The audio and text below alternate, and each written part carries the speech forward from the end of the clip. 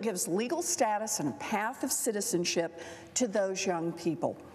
So I want to introduce you to one of those dreamers, Elias Rosenfeld. Elias was 6 years old when his parents brought him and his sister to the United States. Now, he doesn't have many memories of his life in Venezuela, but he did hear stories from his parents and his grandfather about the everyday risks that they faced.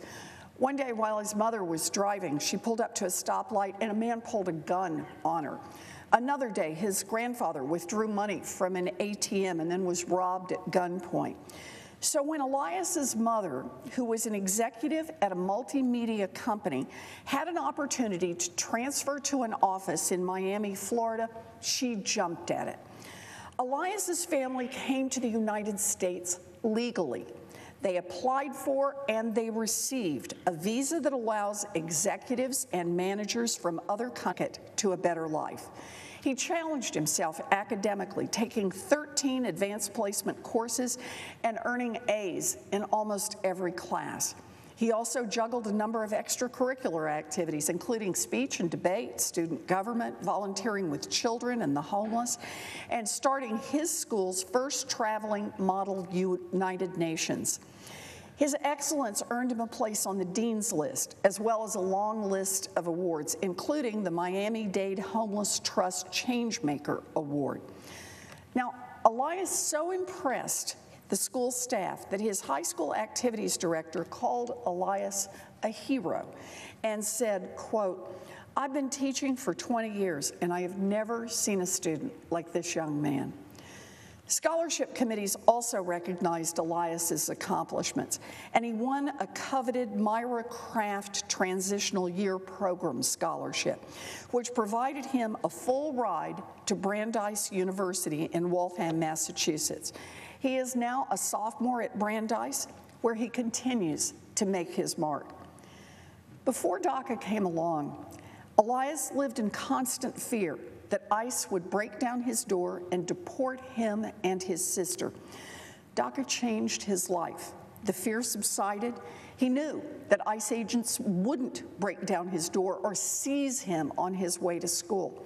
Elias told me that DACA has been a source of optimism and a light of protection. America is the only country that Elias knows. It's the only country that many dreamers know. This is their home. Dreamers like Elias have had the courage to step forward.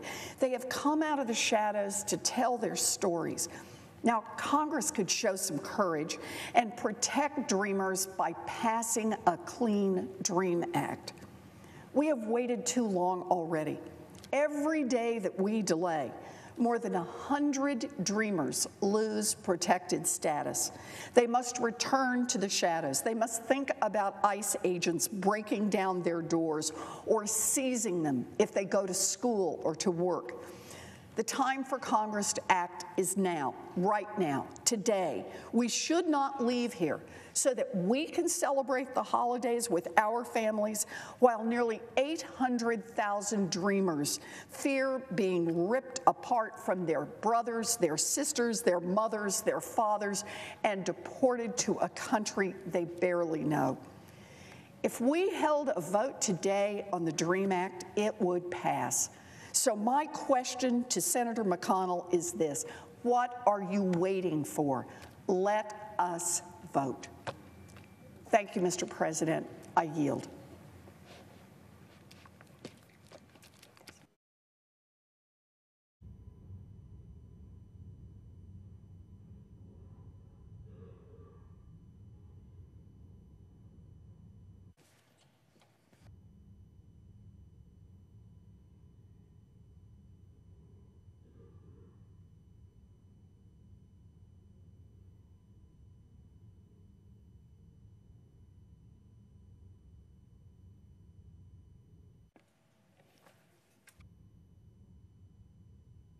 Good afternoon, everybody. Thanks so much for being with Fox News Now. Pilar Arias here with you. We are going to keep an eye on the Senate floor, but I wanted to show you some live visuals out of California right now.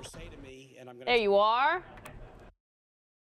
This is a fire in Riverside, California. Let me get the latest for you.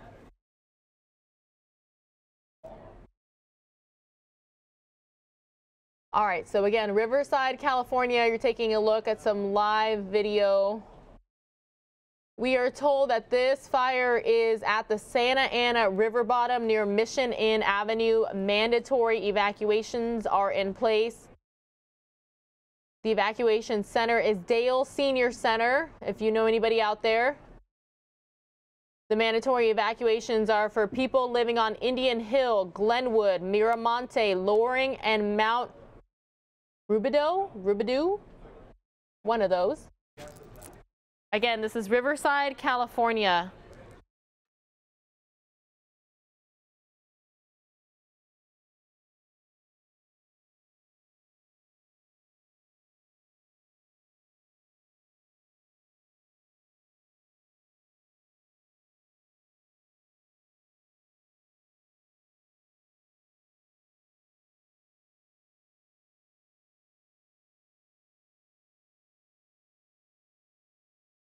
There are narrow canyons that meet up in the urban wildland interface all over Southern California, from the IE all the way up into Santa Barbara where we saw the Thomas fire. Sometimes there's one way in and one way out. Those areas too are mapped out extensively, and the residents, maybe it's a new resident to the area, they came from back east, they don't really know the threat. Hey, if there is a fire, this is how you have to handle it. There's community meetings so that residents connect with those firefighters in the event of a fire emergency. The emergencies that we've seen this autumn and now into winter, the first official day of winter here in Southern California, having arrived at 8:48 a.m. The temperature is a winter-like 57 degrees here in Riverside, but the winds are howling, the humidity is low, and we have a brush fire burning here on the first day of winter, December 21st here in Southern California.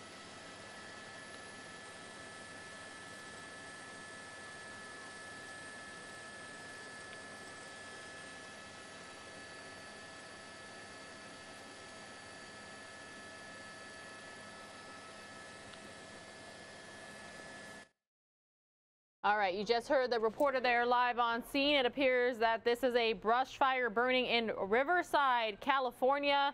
You're looking at live aerials. It has caused evacuations.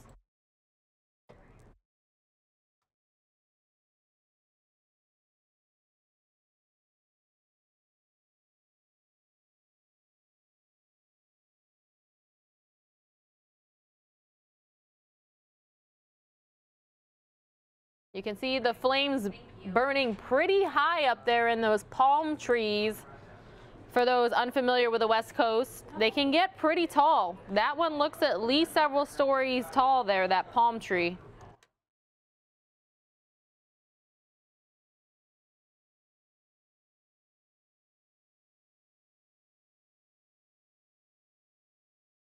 Rubidoux. Thank you to that viewer who let me know that's how you pronounce it, Rubidoux.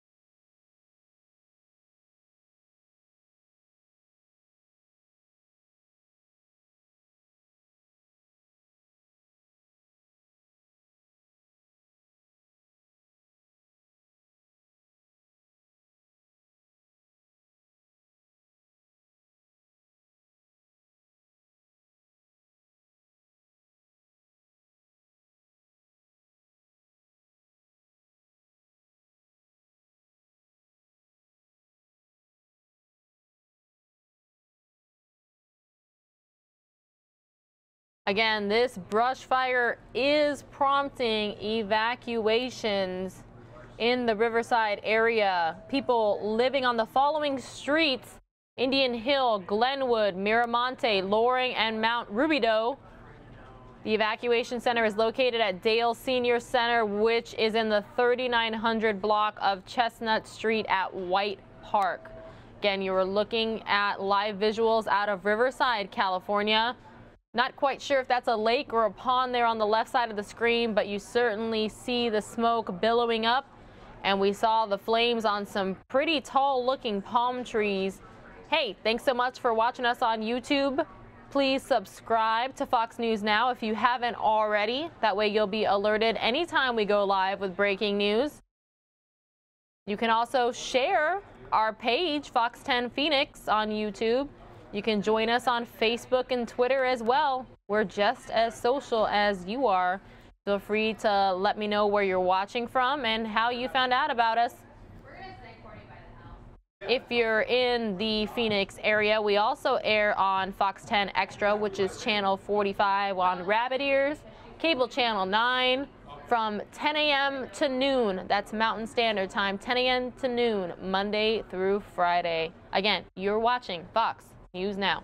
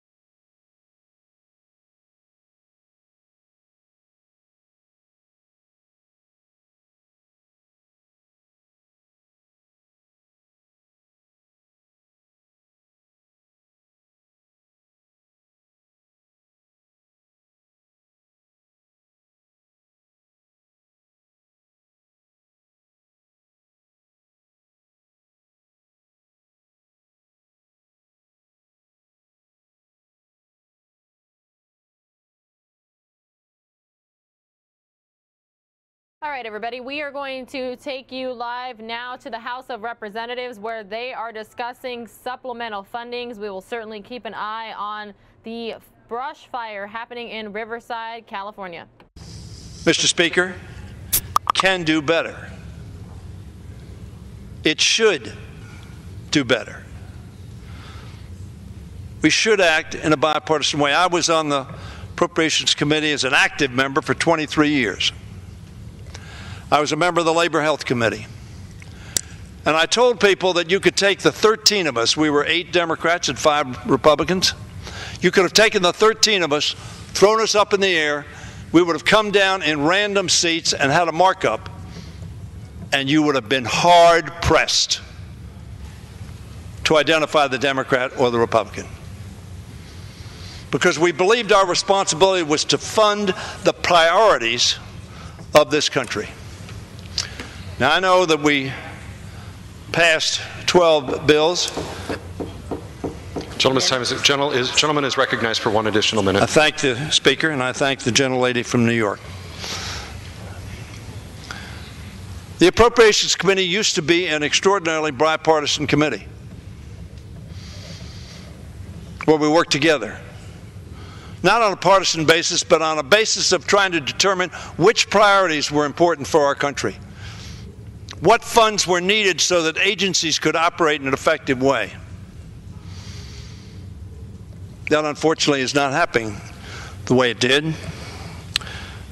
So, Mr. Speaker, I urge my Republican friends who control this House and all the levers of government to work with Democrats on making sure that all those who need emergency disaster relief, as well as those who need funds to operate their government agencies in a way that serves America best. I urge us to work together toward that end. And I urge us, because nobody believes these CRs are good policy, but they unfortunately are becoming regular, if not regular order. I yield back the balance of my time. Gentleman's time has expired. The gentlewoman from New York reserves. I reserve, Mr. Chairman. From New Jersey reserves. Gentlewoman from New York is recognized. Do I close? Once again, my colleagues, this is an epic failure of governing. How many more times will we have to pass a continuing resolution which not only denies certainty to men and women in uniform and all federal employees, but is an inefficient waste of taxpayer dollars? How many more times would the majority stumble from crisis to crisis, narrowly averting a shutdown? It is long past time that the majority work with Democrats to increase the budget caps, write full-year spending bills. The Appropriations Committee stands ready to do our job. Everybody, hi. Thanks so much for being with us. For some reason, I am getting 2 audio feeds, so I'm trying to correct things for you. Please bear with me in the meantime. The gentlewoman from New York yields back the balance for time. The gentleman from New Jersey is recognized. Mr. Chairman, I urge all my colleagues to vote yes to keep the government open for business. I yield back the balance of my time. The gentleman from New Jersey yields back the balance of his time. All time for debate has expired pursuant to House Resolution 670. The previous question is ordered. The question is on the motion by the gentleman from New Jersey, Mr. Frelinghuysen. All those in favor say aye. All opposed, no. The ayes have it. The motion is agreed to without objection. The motion. Chairman, urge a recorded vote. Just since I spoke about this issue on Does the gentleman request the yeas and nays? Yes, Mr. Chairman. The yeas and nays are requested. Those favoring a vote by the yeas and nays will rise. Sufficient number having risen, the yeas and nays are ordered. Members will record their votes by electronic device. All right, everybody. Seems like we got everything back in order working for you. Vote on the motion will be followed by 5-minute votes on passage of H.R. 4667, the motion to suspend the rules and pass Senate 1532, and the motion to suspend the rules and pass Senate 1766 if ordered. This is a 15-minute vote.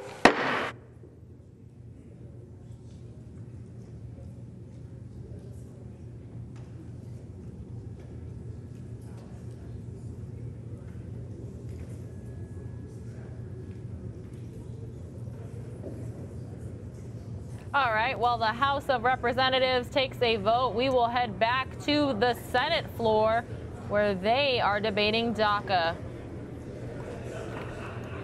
Degree or higher.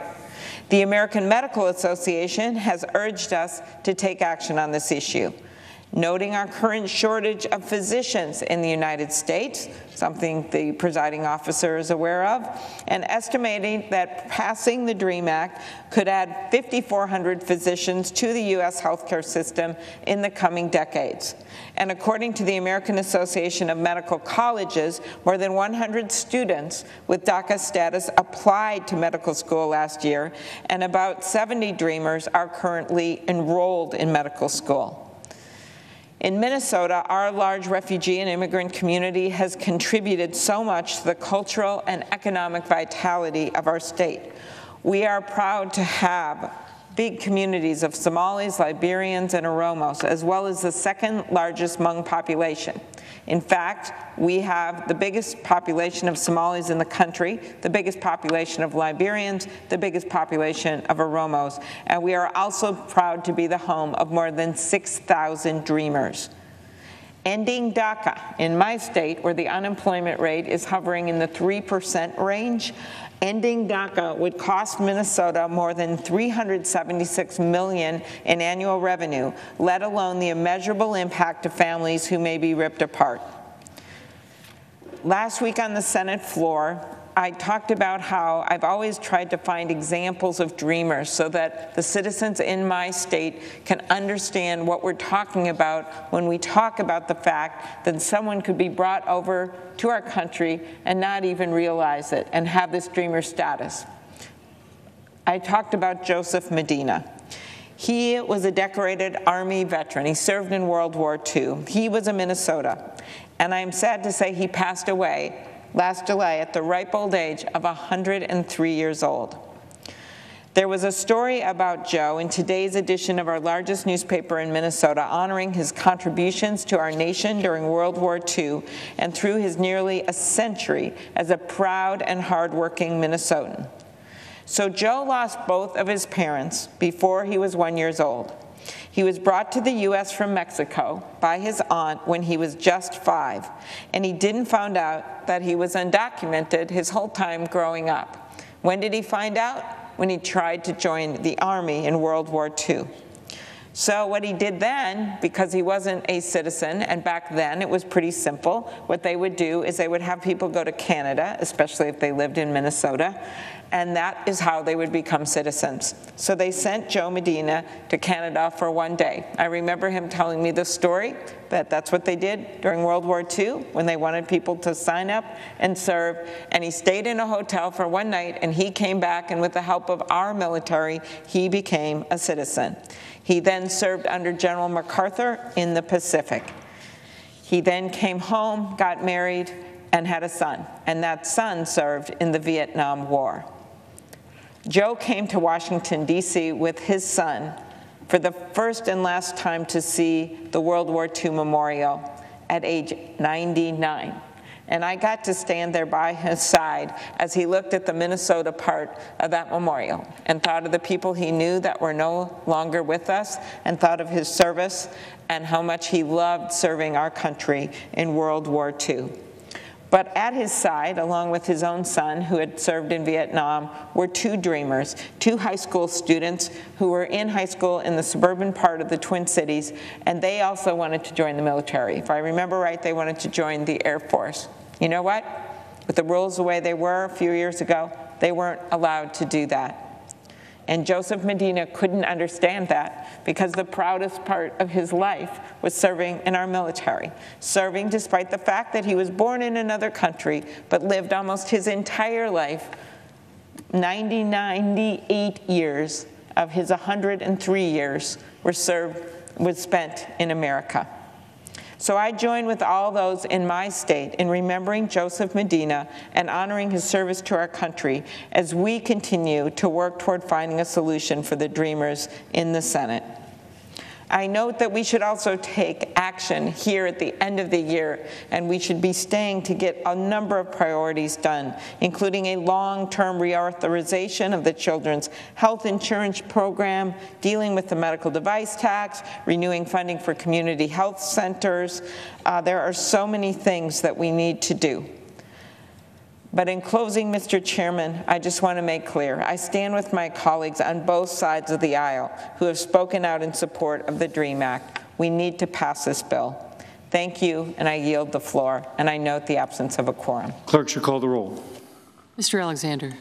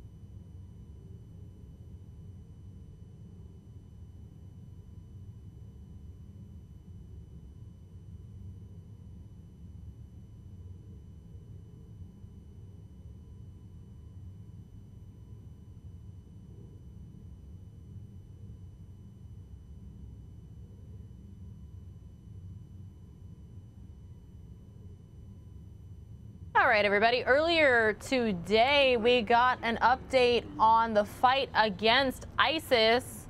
Let's take a listen to that. Communication to Libya, direct communication to Sinai, direct communication to Afghanistan. We've pretty much severed a lot of that, particularly from Syria. But look, ISIS became a brand, and a lot of pre-existing terrorist groups, you've seen this in the Sinai, for example, start to raise the flag of ISIS, mainly to recruit foreign fighters and other things. But make no doubt, the Defeat ISIS strategic plan that I mentioned is not an Iraq-Syria plan, it's a global campaign plan. So we use different tools in different parts of the world, but certainly in Mindanao and in Philippines, when they popped up and tried to establish themselves, we worked very closely with Australia, with members of the coalition, with the Philippine Armed Forces to root them out. So this is going to go on for some time. And the main priority, number one, is protecting our homeland. But second, make sure that they cannot have sanctuary to... All right, everybody, this is not live. This is something that Vice President Mike Pence did earlier today, but we are getting a feed of it now, so I'm going to take you to that instead. Has put Pakistan on notice. As the President said, so I say now. Pakistan has much to gain from partnering with the United States, and Pakistan has much to lose by continuing to harbor criminals and terrorists. Beyond the battlefield, this Commander-in-Chief has ordered the integration of every facet of American power as well, diplomatic and economic measures to achieve a just and lasting peace here in Afghanistan. And until that day comes, you can be assured, we will be relentless in our campaign to destroy our enemies, because as history attests, weakness arouses evil and peace only comes through strength. So be strong and courageous and do the work of freedom.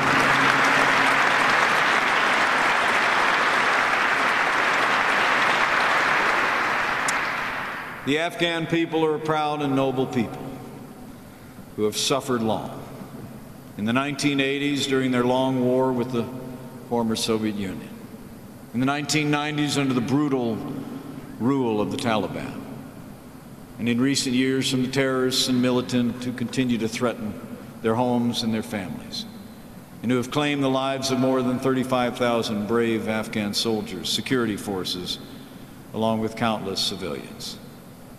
But through all the strife, through all their struggle, the Afghan people, those you serve alongside in their armed forces today, have never lost their love of freedom, never lost their courage or their yearning to live in a land free of terror and war.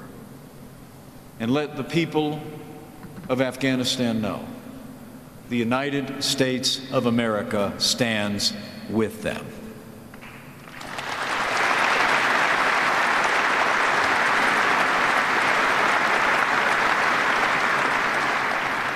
I just came from a meeting with President Ghani and Dr. Abdullah. We discussed the progress that we've made in this country and America's commitment to the Afghan government and the commitment of the Afghanis to their own freedom in this land. I said to them what I say to you now.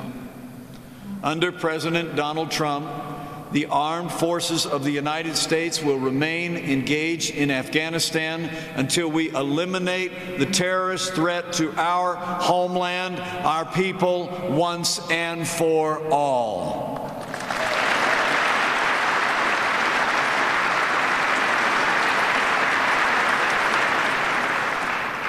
You know, it really is humbling for me to stand before you today.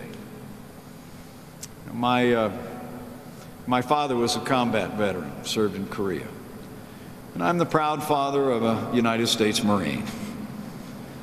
But my life never took me into the uniform of the United States.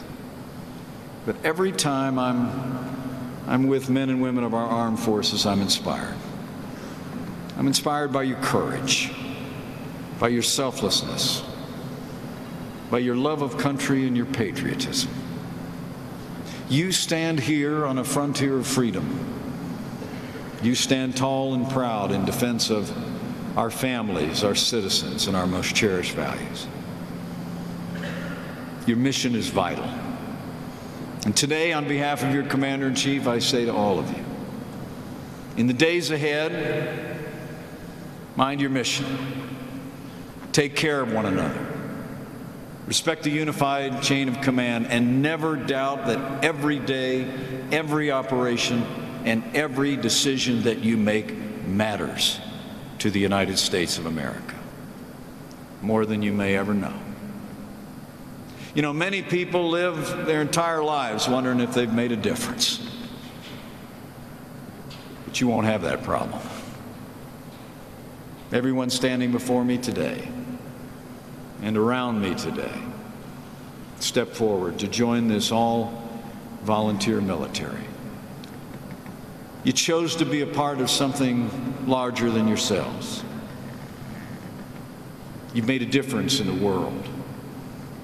You've done a world of good. And so keep it up.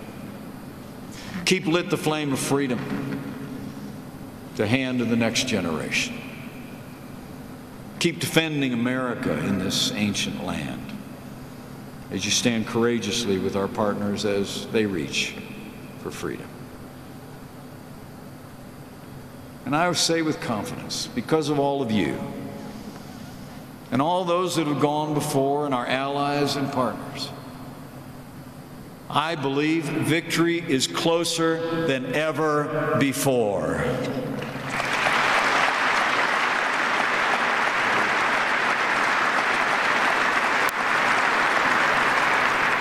I believe with all my heart that Afghanistan will be free and America will be safe and we'll win this fight.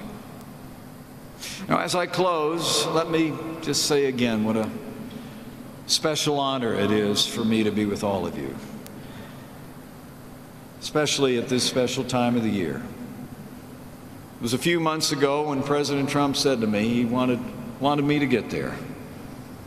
He wanted me to get there before a special holiday for the American people arrived, just to make sure you knew that he was thinking of you and that millions of the American people have you on our hearts. Now, I know there's many faith traditions represented here, and no matter your background and belief, I hope you find renewal and renewed strength in this season. And for all of you who, like my family, in the coming days will look to a manger and who will once again in your hearts claim the promise announced on a holy night of peace on earth and goodwill toward men.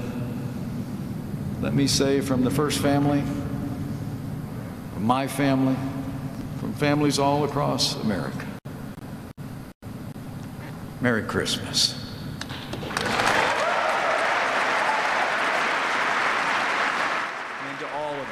Everybody, that's Vice President Mike Pence wrapping up on his surprise trip to Afghanistan, addressing the troops. Again, this was a surprise visit to Afghanistan. May God bless all who wear the uniform of the United States here in Afghanistan and across the wider world. May God bless the good people of Afghanistan, and may God continue to bless the United States of America. Thank you. Going to switch you all over to the House of Representatives votes. They are voting on government spending bill. The funding would go through January 19th of 2018. Current spending runs out the 22nd. This is a live look here. We are going to keep eyes on it for you. So far, 155 yeas, 117 nays.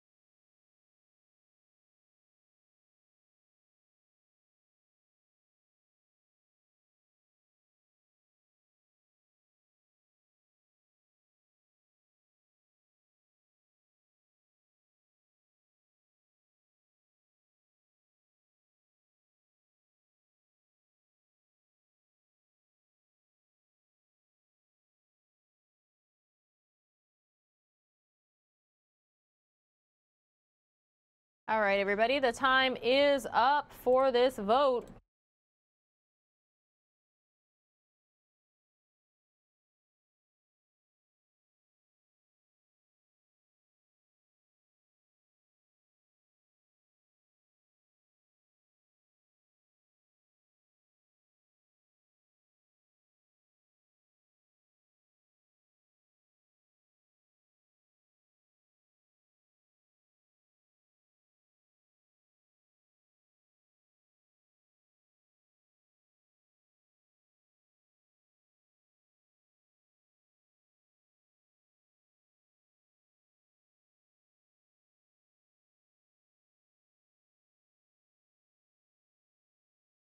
It appears this motion has passed 199 to 163, but we will wait until the gavel is dropped.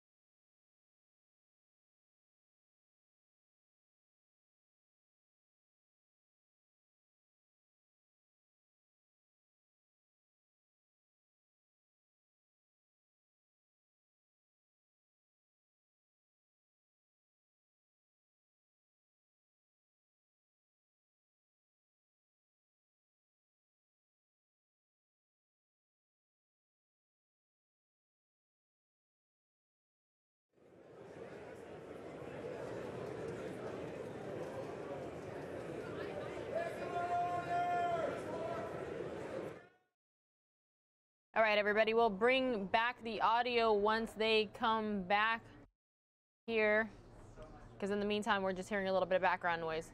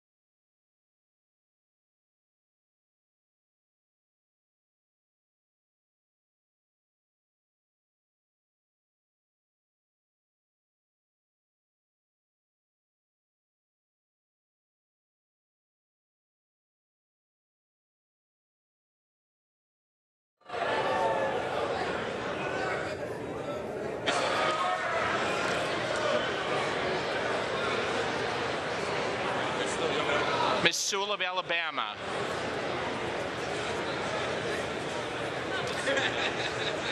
Ms. Sewell of Alabama votes no. Mr. Gomert. Off no on aye for Mr. Gomert.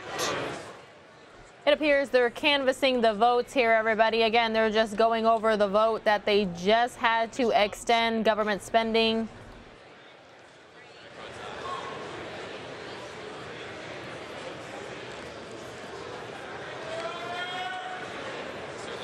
Mr. Loebsack votes aye.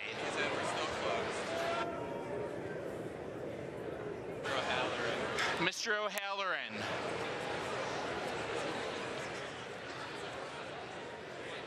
Going to have this audio down right now while they do this, guys.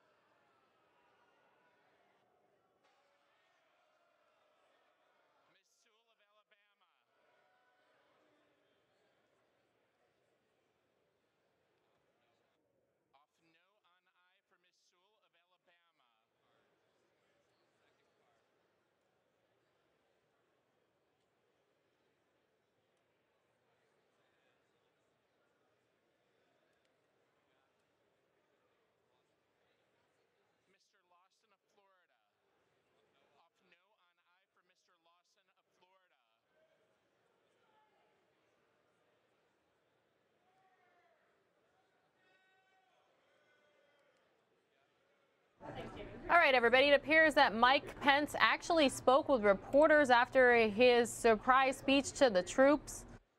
I'll try to get that up for you here. people, to these extraordinary men and women, and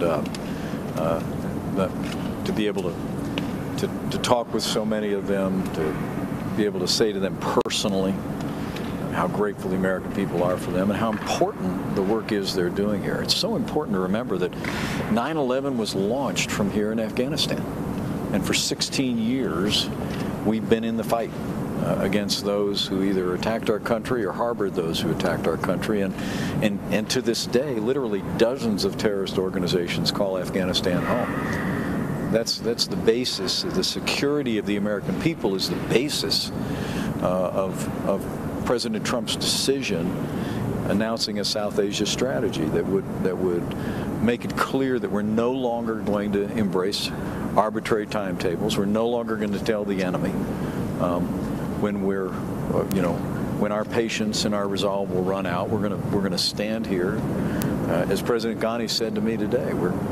He expressed appreciation that we are united in resolve to see this fight through. First, for the security of the people of the United States, and secondly, to give the good people of Afghanistan a fighting chance at freedom and prosperity. And that's in the interest of our country. But I have to tell you, to have the privilege of being here during this special time of year, to be able to express the warm gratitude of the American people and the wishes of the American people to all these heroes is really inspiring, and also coming on the heels of passing the largest tax cut in American history, following on the heels of the largest investment in our national defense since the days of Ronald Reagan, and in the midst of an American economy that's growing and rebounding in new ways, even before that tax cut was passed out of the Congress. I just can't think of a better way to end 2017 than being among so many great Americans and being able to celebrate the progress our country is making. Jeff, you want to go? Sure, thank you. Mr. Vice President, it's been 4 months since the President announced his new strategy. You're here in Afghanistan today. Do you see evidence that it's working? And did President Ghani suggest that he is seeing evidence that it's working? Yes, as I said today, I mean, we're seeing real progress on the ground. President Ghani informed me that in 2017 we've eliminated more senior leaders in the Taliban than were eliminated in all the prior years combined in the war here in Afghanistan. I mean, with the President's decision in August, we've been flowing resources to flowing troops, but more importantly, flowing new authorities to our personnel on the ground to enable them to take the fight more effectively alongside Afghan soldiers against the enemy. And the results are really beginning to become evident around the country. I mean, there was an adage President Ghani said to me that the Taliban would always say, the American people have watches and they have time. And they're clearly, after 6 years of a precipitous withdrawal from Afghanistan, our enemies in the Taliban and Al-Qaeda, the Haqqani network, were just planning to wait us out and then move again to impose their regime on the people of Afghanistan, but also to create a safe harbor for terrorists that could attack and threaten our country and our allies around the world. That's changed now because President Trump has made it clear no more arbitrary timelines. And from what President Ghani told me and Dr. Abdullah told me, they've begun to see a sea change in the attitudes among the Taliban and many across the country, that they're now beginning to question their future.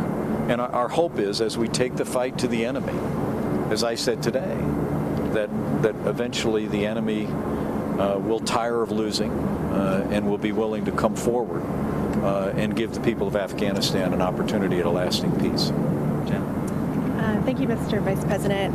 We were supposed to spend a little bit more time together this week and travel to the Middle East, and you had to cancel that because of the tax vote. We did. In preparing for that trip and in having your aides talk with us reporters, they talked about how they hope that when you go to the Middle East that you're able to kind of refocus the discussion there. That seems a little bit optimistic given just the widespread anger in the region over the president's Jerusalem decision. It's been a little bit now, and anger is still high. What is it going to take to change that? What is it going to take to rebuild some of these relationships that these leaders say have been harmed by this decision? We'll be traveling in January to the region, to Egypt, to Israel, and maybe to additional Arab countries. And we'll be carrying a message that while President Trump has made it clear that the United States has recognized Jerusalem as the capital of Israel, that we've recognized the right of Israel as a sovereign nation to name its capital, as every other nation of the world has. In the same breath, we want to make it clear that we're committed to achieving peace. And President Trump, in a very real sense, believed that by taking the issue off the table, that had literally been lingering for decades, the whole question of whether Israel, whether the United States would recognize Jerusalem as the capital of Israel. By taking that off the table, that we now can move on to other issues and look to both parties, the Palestinian Authority and the State of Israel, to reach agreement and reach a settlement for a just and lasting peace in the region. And so my message when I travel to the region will be simply that we're committed to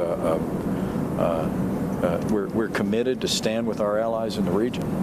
We're committed to continue to work in every way to take the opportunity of some new alignments in the region. You know, you literally have with the rising threat of Iran in the region, you have many Arab nations that are engaged in something that could be described as a beginning of a new alignment, and taking the opportunity in this historic moment, as the president did at the summit that he attended, that historic summit, to call on Arab countries to partner with us in the war against terrorism, but also to call on all the countries, Israel and Arab countries, to come together to achieve peace that's been so elusive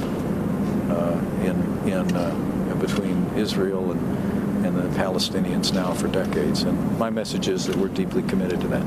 Are you surprised by the blowback and how strong it has been and how long it has lasted? Well, for me... Hey everybody, we're going to switch over to the House, where it appears that they have just approved the stopgap spending bill to avert a government shutdown. So I can't say that.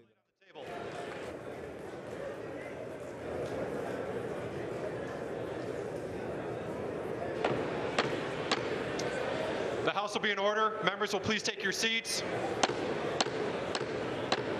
The House will be in order. Members, please take your seats.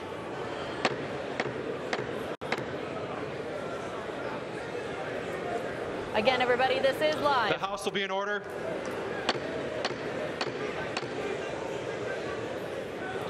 The House will be in order. Members, please take your seats. Remove your conversation from the House floor.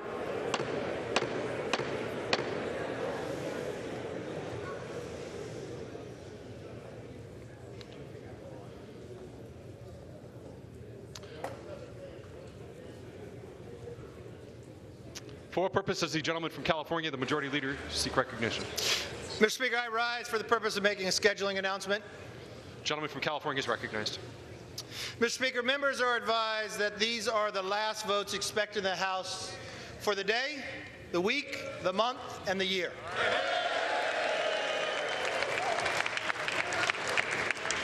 Now, I want to thank all the members for their service to our nation. I want to wish you and your families a blessed holiday and a very Merry Christmas.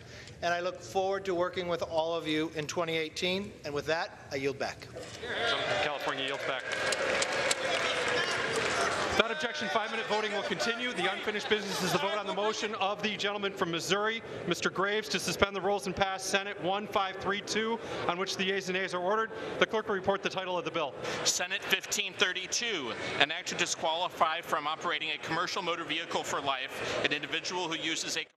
All right, everybody, it seems like the House has moved on to other business. And we are still getting playback from Mike Pence's surprise visit to Afghanistan, so we will take you back to that. Thanks so much for watching Fox News Now. I mean, in a very real sense, that deal didn't prevent Iran from obtaining a nuclear weapon. It virtually guaranteed that at some point in the future that they would.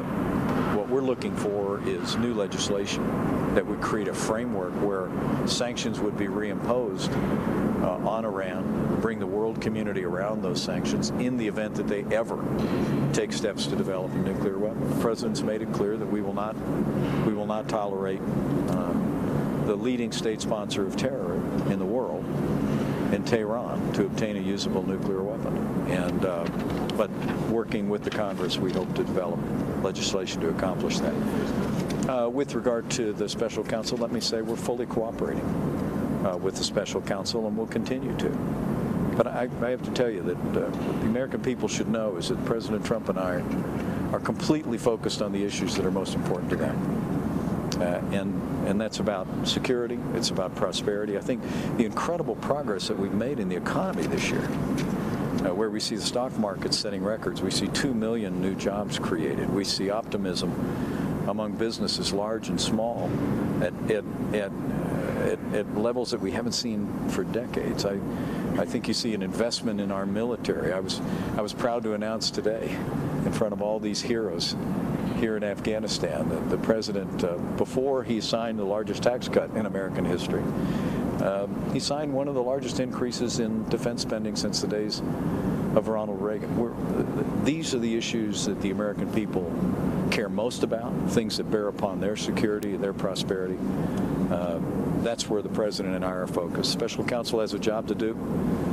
We'll cooperate with them as they do that job, but we're gonna focus on the job the American people hired us to do. Did you hear today from President Ghani or from CEO Abdullah about when parliamentary and presidential elections will take place in Afghanistan? And perhaps our lawyer Jago. When did they commit to do it? I brought the issue up and said that as we stand shoulder to shoulder with the Afghan army in the fight against terrorism here in their country, that we expect them to continue to make progress on the kind of political reforms that are be necessary to give the people of Afghanistan confidence in their democracy. We reaffirmed our commitment to support their efforts for parliamentary elections. In 2018, President Ghani told me that their election commission is developing a framework for those elections in 2018 and also making plans for a presidential election in 2019. It's as we defeat the enemy, as we make clear the resolve of the American people to defeat those who threaten our people and our country here in Afghanistan and help people of Afghanistan stand up a secure nation. We also want them to stand up a democracy that represents all the people of Afghanistan. And I was encouraged to hear the progress they were making in that. Jeremy. Mr. Vice President, in the 4 months since the President announced this new strategy for Afghanistan, you said that you've seen signs of progress on the ground. The Afghans are seeing signs of progress on the ground. This comes after the President authorized an increase of several thousand more U.S. troops here. Should the American people prepare themselves for more U.S. troops to come into Afghanistan to be deployed here? And on a separate matter, I'm wondering, as we approach the first year of the Trump administration, have you seen any signs of change in the president in his first year in office? Is he still the same man who was elected, or has he, like many presidents who enter this office, been changed a little bit by the weight of the Oval Office? Well, on the first question, I think it's important for the American people to know that the decision the President made this August was as much about tactics and strategies on the ground as about military personnel. You know, we have authorized additional military personnel on the ground, but the President's decision was to put essentially American military personnel in a better position to support the Afghan army as they take the fight to the enemy. Our objective here is not to fight the war. against terrorists for the people of Afghanistan. Is to support them more effectively with air power, with the extraordinary expertise of the most powerful military in the world, and to come alongside them in that respect. And mostly, as President Ghani reflected on me today, it's also to send a message to those that would threaten the people of the United States from Afghanistan, and those who would threaten the peace and security of the people of Afghanistan, that we're here to stay. We're here to stay until they're defeated, until freedom wins. And that message alone, what I heard from President Ghani today, is having its good effect. We've been withdrawing from Afghanistan for the last 6 years. And as I said today, weakness arouses evil. The withdrawal of the United States over the last 6 years has emboldened the enemies of the people of Afghanistan and the enemies of the people of the United States in this region. And by making the decision to provide a sufficient number of troops to support Afghans more effectively as they take the fight to the enemy, using our total air dominance in Afghanistan and the technology that we have on the ground and the expertise to assist them in the fight, we believe creates a real opportunity and a pathway for victory. Do you think there could be more U.S. troops headed to Afghanistan in the future?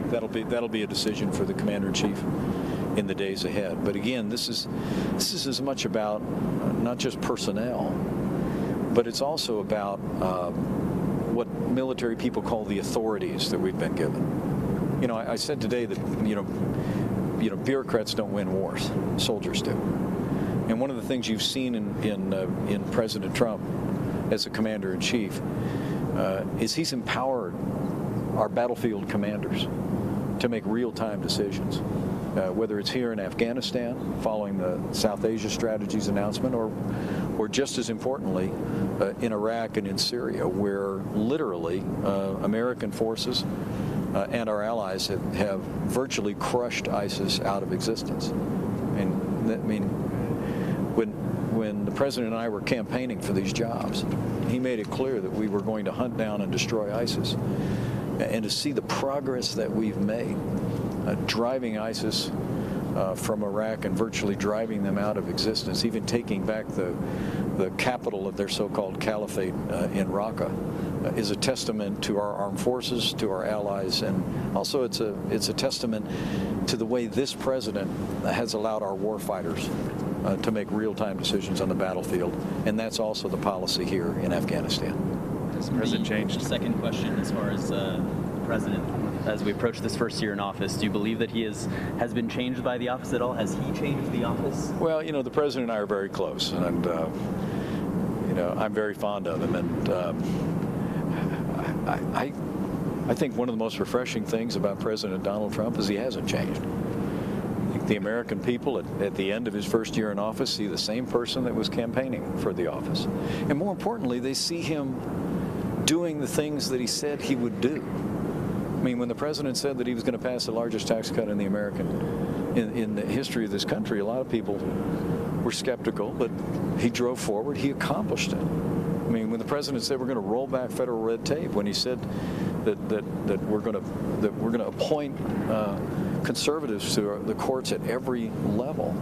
The one thing about President Trump that I found most inspiring is that he's a man of his word. He says what he means, and he means what he says. And I think the confidence the American people feel about our economy, about our security, is all a reflection of the fact that we have a president that's really fighting for them. Ken.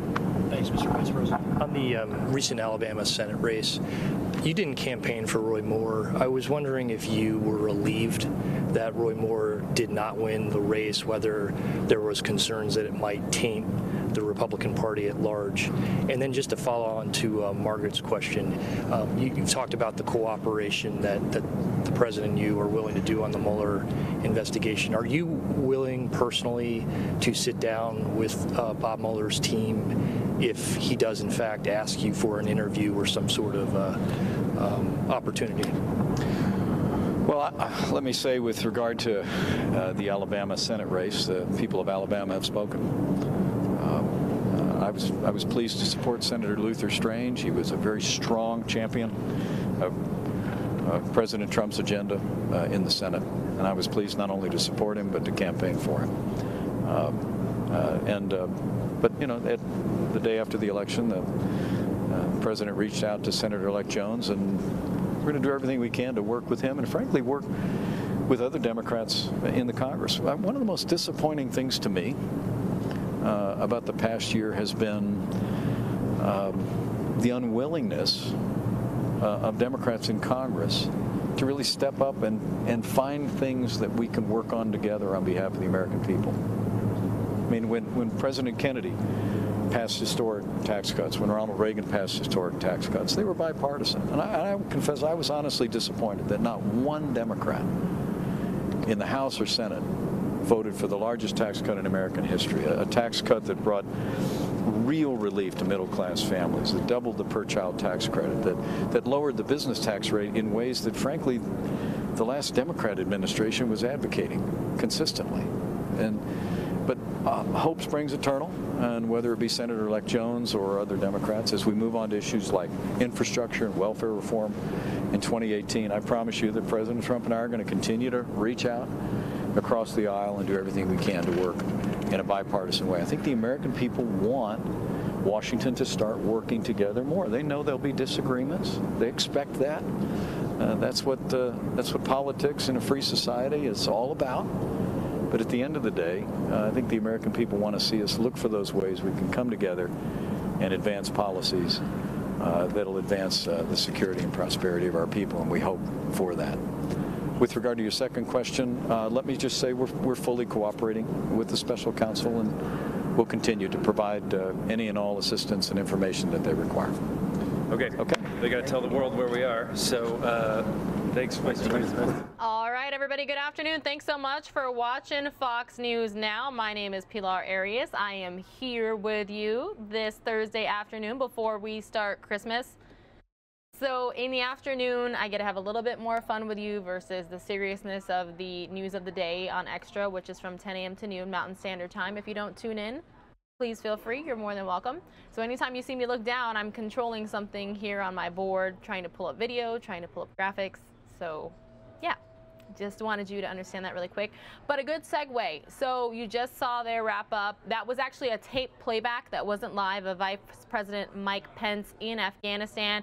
He did make a speech to the troops out there, and he said that he felt honored to be there to wrap up the year amongst so many of our military's finest. But I think it's a good segue because earlier today we got an update on the fight against ISIS. So let's take a listen to that. 3,000 or so there. Does that reflect different understanding of the intelligence, or is that a political thing? They want to have an excuse to kick you out of Syria now. Job's done. Leave us and Assad alone. Well, as I said, look, we're advancing our own national security interests in Syria. We're going to stay in Syria to make sure there's an enduring defeat of ISIS, to make sure we can stabilize these areas. That's very clear. No, ISIS is not totally defeated in Syria. As I mentioned, I think I gave you the number of airstrikes we've done in the last week alone. So that's very clear. And another key statistic, every coalition enabled, meaning our coalition, enabled operation against ISIS. ISIS has never been able to come back and reclaim a territory that we helped liberate. Frankly, the Russians can't say that. You know, in Palmyra, they did the kind of concert that got a lot of attention. Then ISIS actually came back and retook Palmyra. We're having some problems on the south side of the river in which Syrian armed forces claim to have liberated these areas, and we see ISIS trying to come back. It's not happening in the areas that we helped liberate because we're doing a lot of extensive planning for what comes afterwards. So bottom line, answer your question. No, ISIS is not totally finished in Syria. We still have a lot of work to do. This is somewhat related, but do you see indications that the Russians are now eager to get out of Syria? And do you think, and maybe this is premature, but if so, do you think that could fast track the Geneva process? So we have agreed with the Russians that the only way to bring an end to this conflict is through Geneva, through 2254.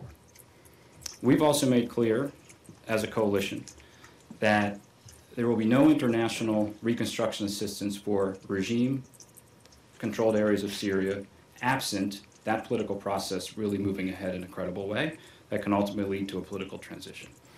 We also happen to believe that the endpoint of that political process, which is UN-sponsored parliamentary and presidential elections with all Syrians vote, that means the entire diaspora votes. The 5 million people who are displaced from Syria can vote. Again, the Russians have now signed up to that. We believe that if you get to that point, and that'll take some time, that Bashar al-Assad will no longer be in power in Damascus. The Russians might have a different view. I've seen the announcement that ISIS is wrapped up and they're going to withdraw from Syria, but that really remains to be seen. I think they'll retain a fairly significant presence. And again, we will engage with them where our interests align. We will make very clear to them where our interests don't align. So when it comes to Syria, you have to have some engagement with the Russians. There's a military-to-military deconfliction channel, and on the diplomatic side, we're engaged with them regularly. Just a couple more questions. Carla from CBS. Thanks. I'm curious about the relationship between the U.S. and the YPG, because, you know, obviously that's a major sticking point here. And I think a few weeks ago, Jonathan Cohen said that the relationship was temporary and tactical. We've seen Trump tell Erdogan that there are going to be adjustments made to that relationship. So can you give us, you know, shine some light as to what those adjustments are going to be going forward? So after the Battle of Raqqa, Raqqa, again, such an intense urban assault. That's why it required a presidential decision, because we had to give some equipment, and it's limited, extremely limited, all of which was very transparent to our NATO ally Turkey. But that decision had to be made if we were going to do Raqqa, and it was.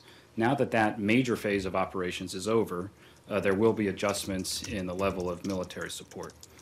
We will continue to remain in Syria and to work with local hold forces. The Raqqa Internal Security Force is a force that we're training to make sure that we can hold the ground, and continue to work with the Syrian Democratic Forces.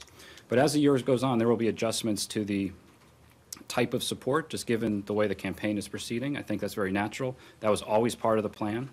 That was what we briefed to the Turks before Raqqa, and that's what we've told them now. So that'll kind of continue throughout the year. But as we remain in Syria, we'll continue to work with our policy of full transparency with Turkey. Okay, and last question, Robbie from Foreign Policy. Yeah, I was wondering if you could give your thoughts on the peace process Russia's attempting to open up in Sochi.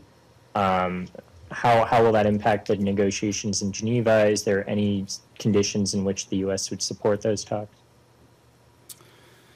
So it kind of remains to be seen. We've heard Sochi was going to happen last month, then it was going to happen this month. Now it might happen in January. Now it might happen in February. We've engaged with the Russians on this about exactly what they have in mind. And they have said that Sochi would be kind of a gathering of Syrian figures, and then what happens in Sochi would feed directly into Geneva.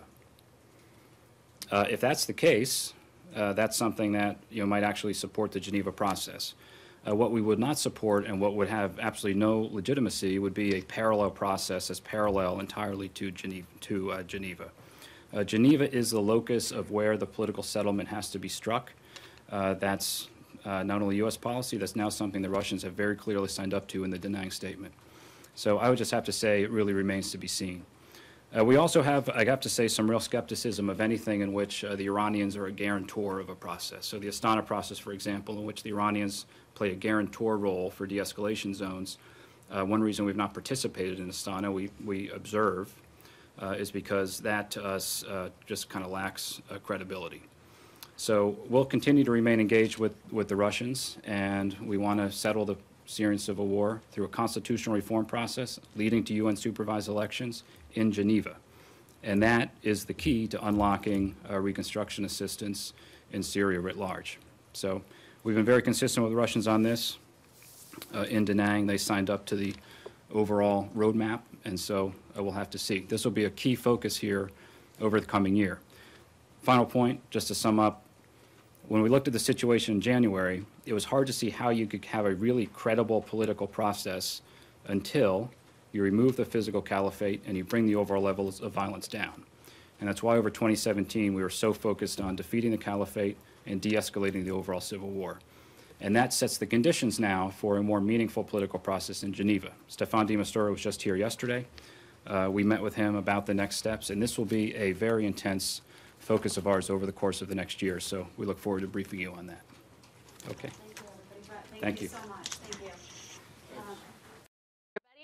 Hi, everybody. Hope you're having a great afternoon. So we have to cover the government a lot. This week we had tax reform. This week we also have still going on the shutdown showdown, we're calling it. The House just passed a bill to avoid the government shutdown. The Senate expected to take that on tonight. But in the meantime, we're going to go to a little bit more lighter news now that we don't have as many serious things going on or developing at the moment. So, are you traveling over the next few days, week, maybe even month? Because a lot of people don't realize the holiday travel rush is kind of like more than just around, you know, Christmas and New Year's and stuff, because a lot of college students, you know, go home for their winter breaks and then have to travel back to wherever their colleges, universities, other types of schools are. So we have a story about the holiday rush that I would like to show you. A good economy, low unemployment, and now a tax cut has put people in the mood for holiday travel. This year, up 3.1%, according to those who know. That would be the highest volume of holiday travelers in history on planes, trains, and automobiles. Most in automobiles, like we are right now here in Chicago. Another 6.5 million will take to airplanes. Tomorrow, by the way, the busiest day for air travel, expected to be up about 4% for the year. The rest on trains and buses, another 3.6 million or so. They say that's up about 2% as well. Worst times to be traveling out on the road? Well, yesterday, apparently, the worst time in Los Angeles and New York, but today, worst times here in Chicago as well as D.C. And other cities like Boston, Atlanta, and Detroit. Worst time today? Well, probably late afternoon, sometime around typical rush hour, between the hours of 3 and 6. That's expected to be when the roads will be most clogged. But if you're stuck in traffic, the one good thing about that is gas prices, they have moderated up a little bit compared to last year. Last year, $2.26 at this time. Now the average gallon of regular going for a little over $2.40. There's a message for us, a holiday message, no doubt. I'm Jeff Flock in Chicago with the Fox Business Network. Hey, Jeff, thanks so much for filing that report for us. I can only imagine what traffic is like in Chicago now. It's 3:30 in Arizona, which is where I'm at. I believe they're an hour ahead. Don't quote me on that. But yeah, we heard that AAA saying today is one of the busiest travel days of the year in Chicago. Good news, gas prices have kind of leveled off. And just pack your patience wherever you go, whether it's the airport or in a vehicle. I asked, are you traveling? If so, let me know where you're going and how you're getting there. But I have another story for you. A paralyzed man becomes one of only a few hundred people to get a robotic skeleton. In return, he promises to work with military vets with similar disabilities. 9 years ago, Rusty Chmielowski fell off a roof. It's changed my life in the second. Rusty injured his spinal cord in that 32-foot fall, paralyzing his lower body and sentencing him to a decade, if not a lifetime, of physical therapy. Rusty is willing to try anything. Burke Rehabilitation Hospital physical therapist Glenda Rosado started working with Rusty 3 years ago after Rusty presented the Burke team with YouTube videos of a robotic exoskeleton. When I seen it first time, this machine, I thought that it will be much harder to walk in it. You don't have that much sensation in your legs. You feel like you're floating. After years of petitioning, Rosado and Rusty received approval from both Rusty's insurance and the Rewalk Robotics trial program. I needed to learn everything, even how to stop and how to sit, stand, and walk. The device itself really does everything for you. The battery-powered Rewalk's tilt sensors rely on Rusty's leaning to tell the device to move his legs. Now, 39-year-old Rusty equated a stroll in the Rewalk to a cardio workout, leaving him with aches he called enjoyable and muscles he rarely used in a wheelchair, and a feeling like he'd just left the gym. it just feels great just to stand and walk, you know, like I spent so much time in wheelchair, you know, and now everybody seems to me like a tall because you're sitting all the time. This is my first patient. Yeah, so it's a huge moment for both of us. The FDA only approved these ReWalks for home use in 2014. So Rusty's device not only represents Burke's first ReWalk exoskeleton, but the first in the entire tri-state area. I still can't believe it, kind of, you know, that I have it and I can even keep it and have it at home. 5 days before Christmas, 39-year-old Rusty Shemlovsky, paralyzed from the waist down since 2008, who says he always knew he'd walk again, left Burke striding upright toward holiday celebrations at his home in Putnam County, with plans to walk into a U.S. military ReWalk research program in the new year and volunteer his expertise. In White Plains, I'm Matt King, Fox 5 News. Oh man, those are always feel-good stories. You know, it's unfortunate that he was paralyzed, but medical technologies these days, it's just a little heartwarming, a little good to see someone stand and walk after so long. Well, when you think of the ride of the future, what do you think about? What do you envision? Here in Arizona, we continue to talk about high-speed rails because the two largest metropolitan areas in the state of Arizona, Phoenix, where we're located, and Tucson, which is southern Arizona. So normal drive time in not bad driving conditions, you can usually get between the two cities in no more than an hour and a half, usually. Now, there are parts of the Interstate 10 drive there where it's 2 lanes on each side, and sometimes, you know, people don't let you pass or traffic somehow gets tied up. We also have extreme dust storms out here called haboobs, and that can sometimes disrupt traffic. But anyway, what I'm getting to is that car companies continue to battle for the ride of the future, I guess you can say. So let's take a look at the latest car technology. From electric cars to self-driving cars, and the complete opposite of both. America's automakers were on it in 2017, introducing some truly amazing machines. The Tesla Model 3 may have gotten the most attention this year, but Chevrolet beat it to market with the battery-powered Bolt, which became the first electric car with a range of over 200 miles per charge that you could buy for less than $30,000, at least after government incentives. Sales of the quick, fun-to-drive little crossover have been quietly increasing all year as General Motors confirmed plans to follow it up with 20 new electric models over the next 5 years. General Motors also took its first big step toward the fully self-driving cars it's scheduled to launch in 2019 by introducing its new Super Cruise system in the Cadillac CT6 sedan. The semi-autonomous driving aid uses cameras, radars, and very accurate 3D maps to allow hands-free driving on the highway, where it locks itself in the middle of a lane, as well as a very attentive human cam, which adds a level of safety for a distracted one. The Ford GT won't drive itself, and you wouldn't want it to. The carbon fiber coupe is a lightweight Le Mans racer for the road, and with a top speed of 216 miles an hour, the fastest American car ever. And it does it in a very American way, by using a twin-turbocharged V6 based on the one in the F-150 pickup. But Ford charges a little more for it. Only 1,000 of the supercars will be sold at a starting price of $450,000. Which would buy you 5 of these? The $85,000 Dodge Challenger SRT Demon is the muscle car to end muscle cars, and the most powerful American car ever with its 840 horsepower supercharged V8 and plenty of high-tech tricks that make it the world's quickest production car on the drag strip, where it can either cover a quarter mile in under 10 seconds or just cover the track in tire smoke.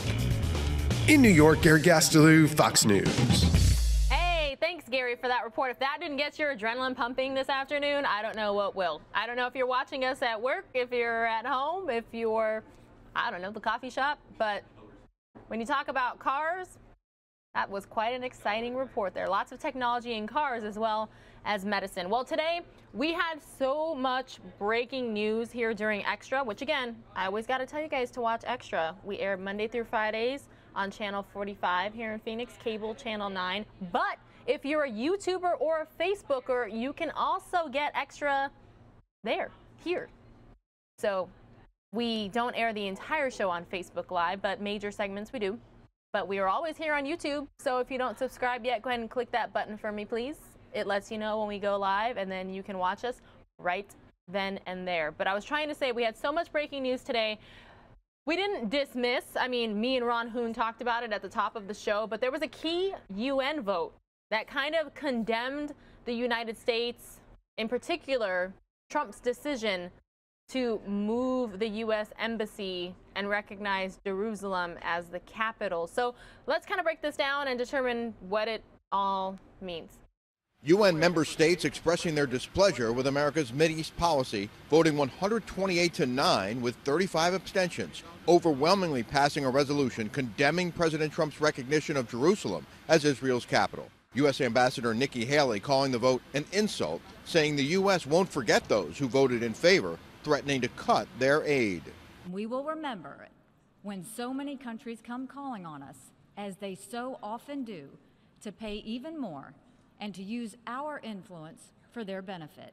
The Islamic world stood united against the president, with nearly every Arab and Muslim nation rejecting his stance and his tactics.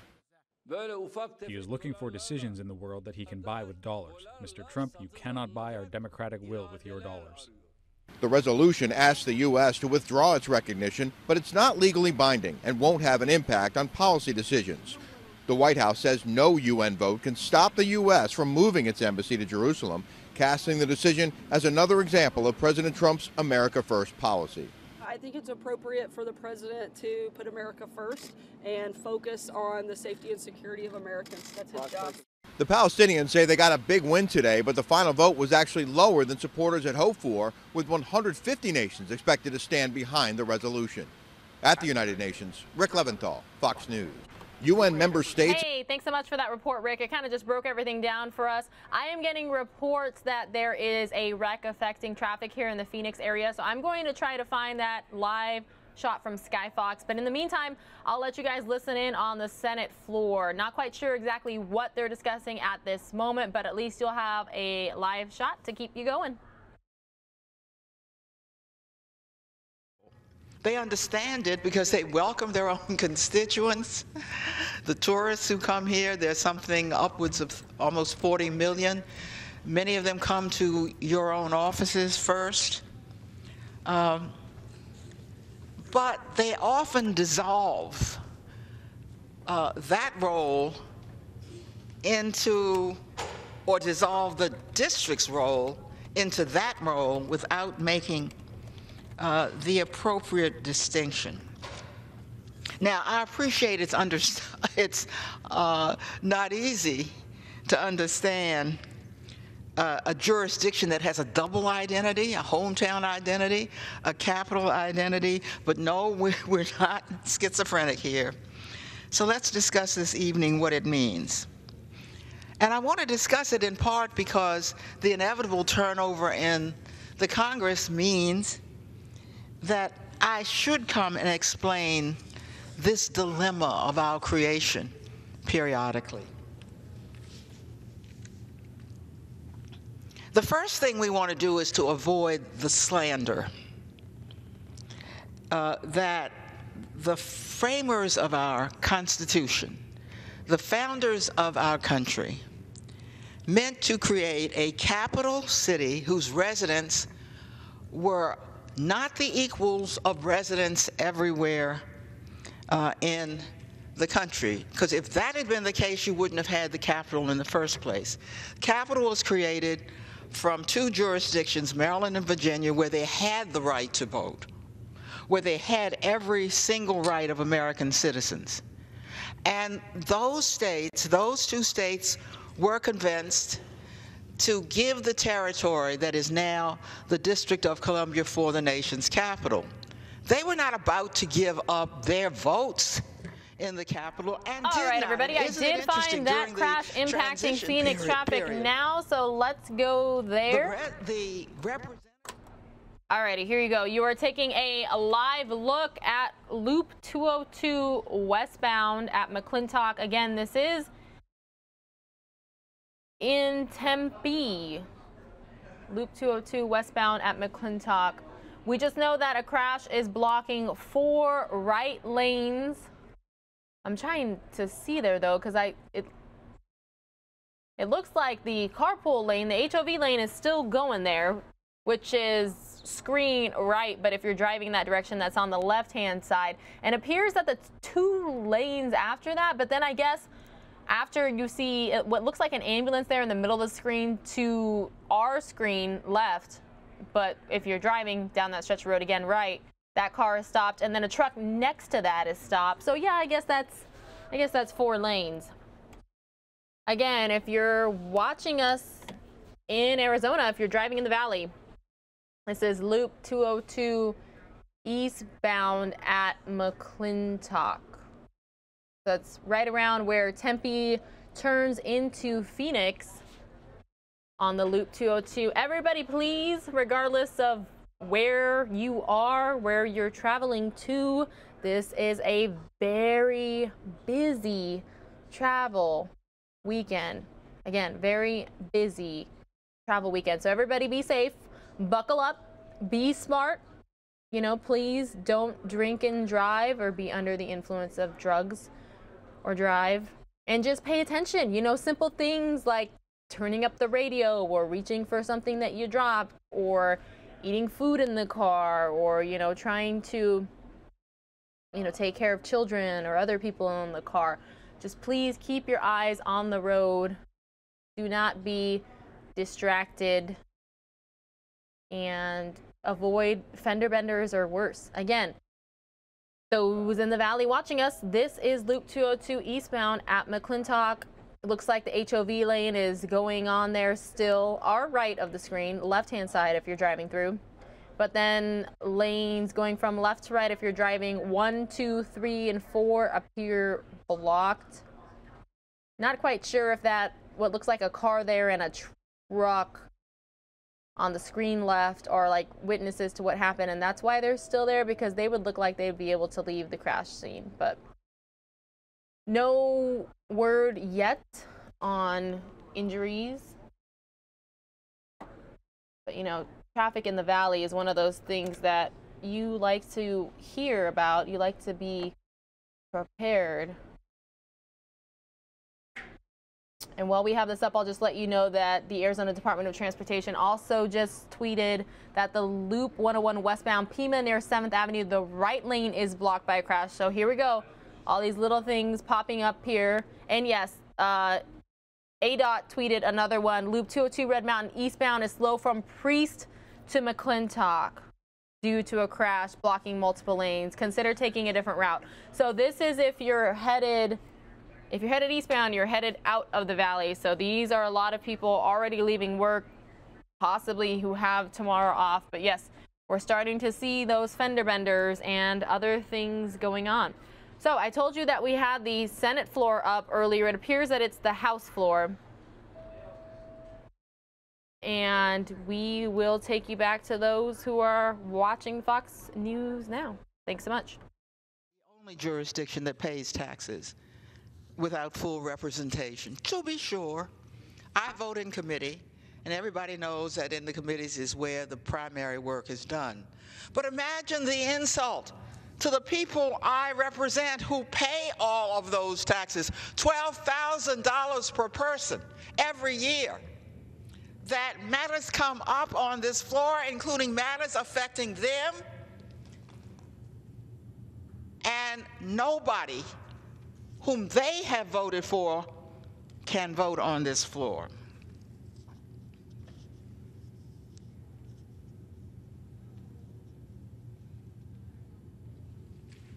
The DC budget was just in that omnibus that passed. What is it doing over here? Nobody looked at the DC budget. Nobody in this body except me would know what to do with the DC budget. But it has to come here to be included with the federal budget. This is form without substance, Mr. Speaker.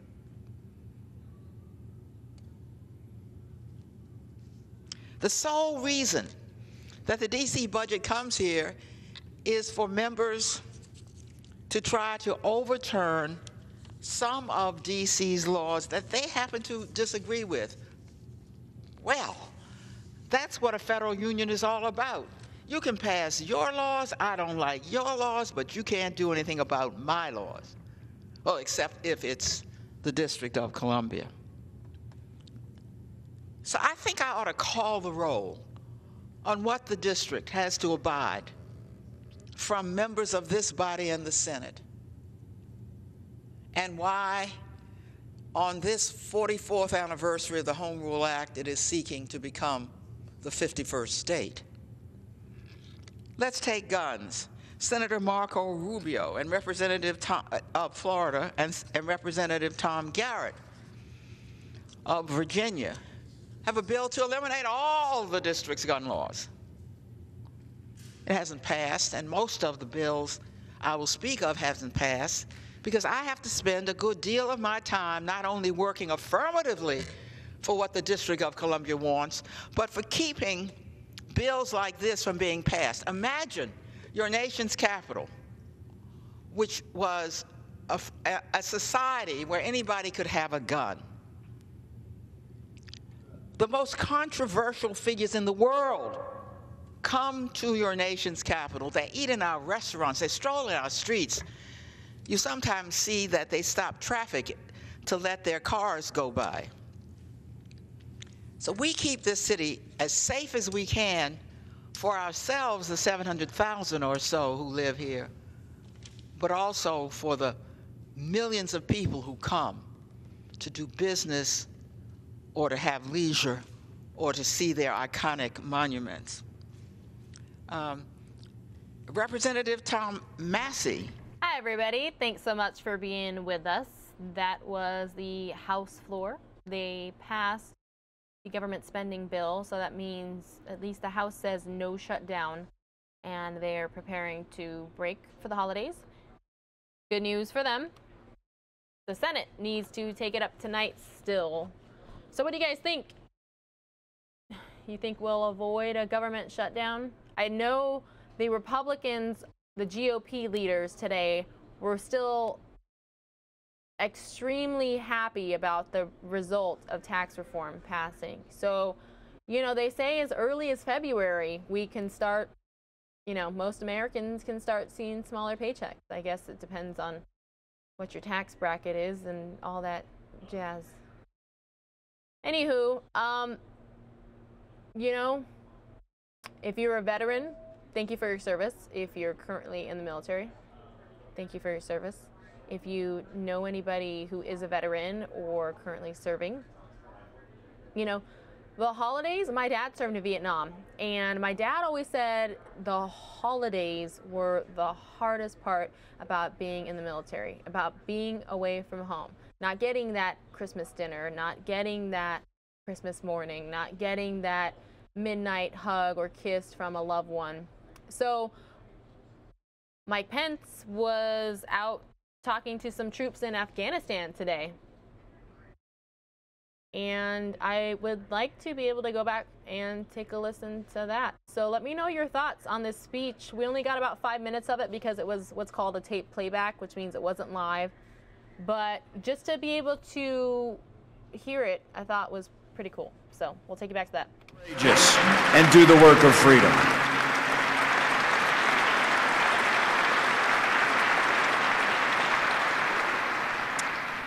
The Afghan people are a proud and noble people who have suffered long. In the 1980s, during their long war with the former Soviet Union. In the 1990s, under the brutal rule of the Taliban. And in recent years, from the terrorists and militant who continue to threaten their homes and their families, and who have claimed the lives of more than 35,000 brave Afghan soldiers, security forces, along with countless civilians. But through all the strife, through all their struggle, the Afghan people, those you serve alongside in their armed forces today, have never lost their love of freedom, never lost their courage or their yearning to live in a land free of terror and war.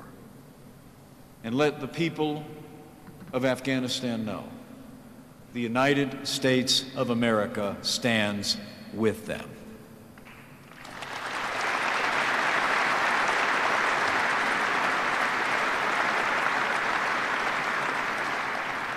I just came from a meeting with President Ghani and Dr. Abdullah. We discussed the progress that we've made in this country and America's commitment to the Afghan government and the commitment of the Afghanis to their own freedom in this land. I said to them what I say to you now. Under President Donald Trump, the armed forces of the United States will remain engaged in Afghanistan until we eliminate the terrorist threat to our homeland, our people, once and for all.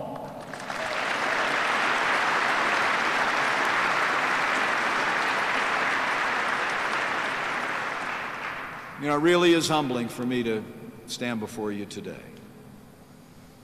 My father was a combat veteran, served in Korea. And I'm the proud father of a United States Marine. But my life never took me into the uniform of the United States. But every time I'm with men and women of our armed forces, I'm inspired. I'm inspired by your courage, by your selflessness, by your love of country and your patriotism. You stand here on a frontier of freedom. You stand tall and proud in defense of our families, our citizens, and our most cherished values. Your mission is vital. And today, on behalf of your Commander-in-Chief, I say to all of you, in the days ahead, mind your mission. Take care of one another. Respect the unified chain of command, and never doubt that every day, every operation, and every decision that you make matters to the United States of America, more than you may ever know. You know, many people live their entire lives wondering if they've made a difference. But you won't have that problem. Everyone standing before me today and around me today step forward to join this all-volunteer military. You chose to be a part of something larger than yourselves. You've made a difference in the world. You've done a world of good. And so keep it up. Keep lit the flame of freedom to hand to the next generation. Keep defending America in this ancient land as you stand courageously with our partners as they reach for freedom. And I say with confidence, because of all of you and all those that have gone before and our allies and partners, I believe victory is closer than ever before.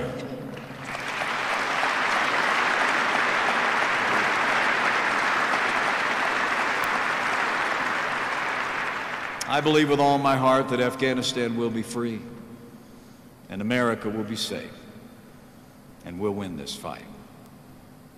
Now, as I close, let me just say again what a special honor it is for me to be with all of you,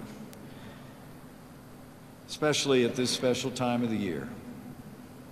It was a few months ago when President Trump said to me he wanted me to get there. He wanted me to get there before a special holiday for the American people arrived, just to make sure you knew that he was thinking of you and that millions of the American people have you on our hearts. Now, I know there's many faith traditions represented here, and no matter your background and belief, I hope you find renewal and renewed strength in this season. And for all of you who, like my family, in the coming days will look to a manger, and who will once again in your hearts claim the promise announced on a holy night of peace on earth and goodwill toward men. Let me say, from the First Family, from my family, from families all across America, Merry Christmas.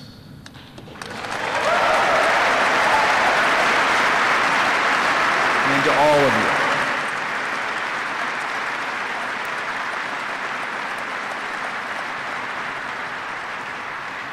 May God bless you.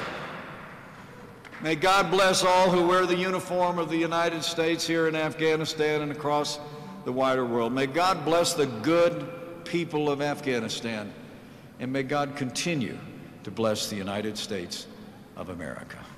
Thank you.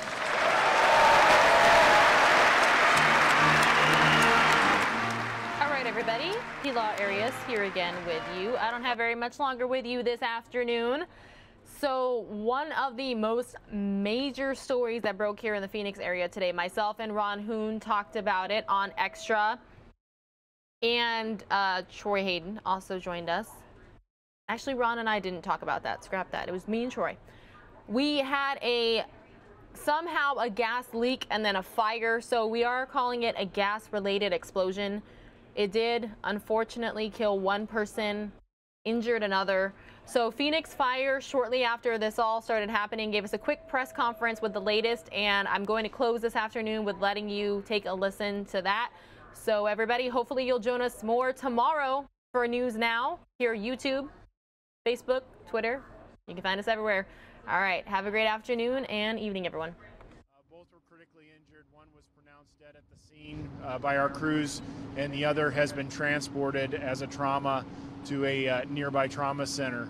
At this time, we're working with SRP, also because lines were knocked down behind the residents in the alleyway, and our crews I'm sorry, let me start that again. And our crews have investigators on scene to start to sort out all this emergency scene here that we're working with. Okay, so I understand your theory at this point. This started with an explosion, a gas-fueled explosion leading to this fire. You know, so I don't know exactly where it started, but yes, absolutely. It does appear that gas is involved in this fire in an extensive way. I don't know if a fire started prior and then gas became involved, or if the gas leak was preceding the fire. Does that make sense? Yeah. Okay. What do we know about the people inside the home, too? Is this a family? Any idea who these folks are? I don't know. There were other people at the home. At least it appears that there were other people at the home. Workers. I'm not sure if it was workers, visitors, family. I'm not sure, but there were several people around and at the home at the time of the incident. And I'm basing that on the calls that we received to our 911 dispatch center. So I haven't been able to go and confirm any of that with our guys that were first arriving. I'm only aware of the two people that I spoke about momentarily ago, the one that was transported and the one that was pronounced dead. Our crews are still working on the scene, continuing to search, continuing to do the work that they do, and who those people are and how they relate to this scene, whether they're family members, homeowners, I'm not aware of that at this point. We're not sure. Well, for right now, we're going to continue to secure the hazards. So we still have this gas leak. We still have the lines down in the back. We're working with those utilities to stop it. Once the gas leak is secured, we'll go ahead and extinguish the rest of the house. When we have an active gas leak, we don't extinguish that part of the fire. It's safer for us to let that gas that's leaking burn so it doesn't gather in other places, pool, and explode again.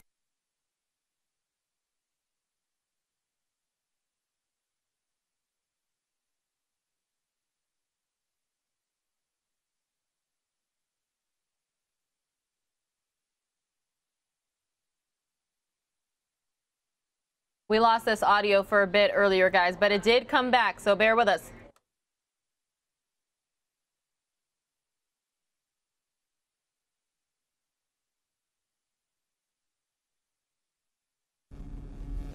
Check.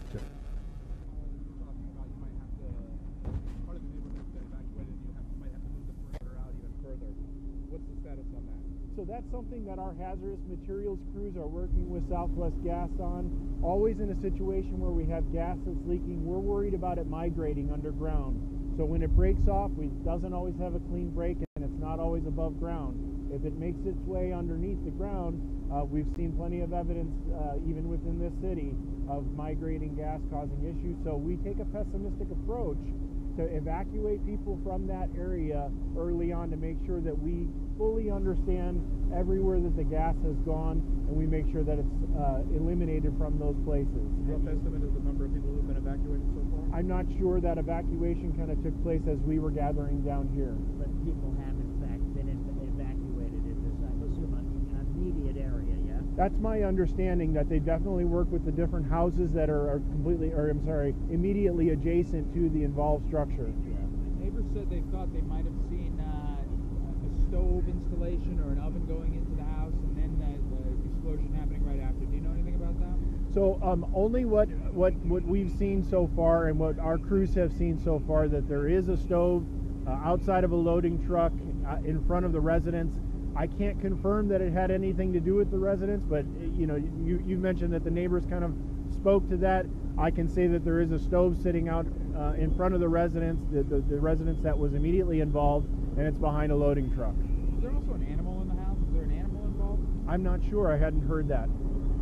Is the house totally gone? Yes, the immediate structure is completely destroyed. All right, everybody, thanks so much for being with News Now. You're taking a live look at Phoenix, Arizona. There will be more News Now tomorrow, so we will see you then. Take care.